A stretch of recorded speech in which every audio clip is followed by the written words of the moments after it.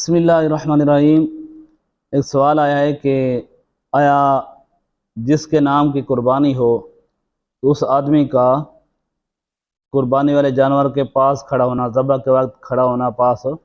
یہ ضروری ہے یا نہیں ہے؟ تو اس کا جواب یہ ہے کہ میرے آقا علیہ الصلوۃ والسلام کی حدیث پاک ہے کہ جب حضرت فاطمہ الزہرا رضی اللہ تعالی عنہا کے نام کی قربانی فرمائی تو آپ نے فرمایا کہ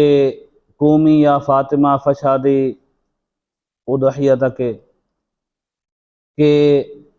تو کھڑی ہو جا اور اپنے جو قربانی کا جانور ہے اس کے پاس حاضر ہو جا،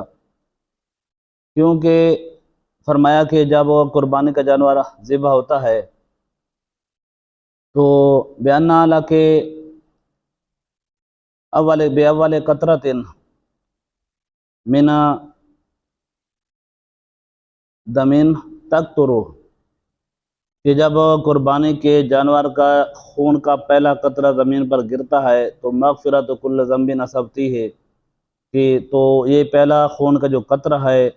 یہ جس کے نام کی قربانی ہے اس کے سارے گناہ کو مٹا دیتا ہے۔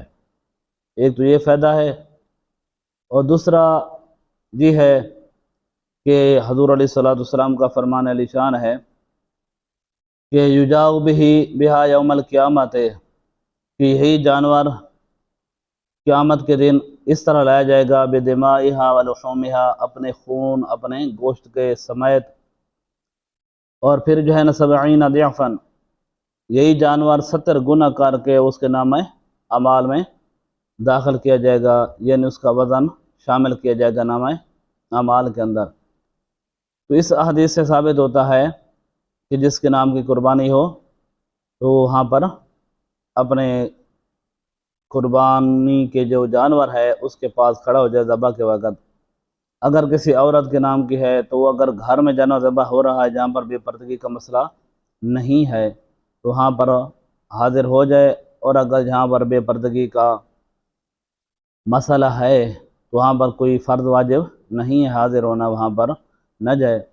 لیکن مرد حضرات جو ہیں وہ جا سکتے ہیں آسانی سے، تو جہاں ان کے نام کی قربانی ہو رہی ہے وہاں پر وہ حاضر ہو جائیں۔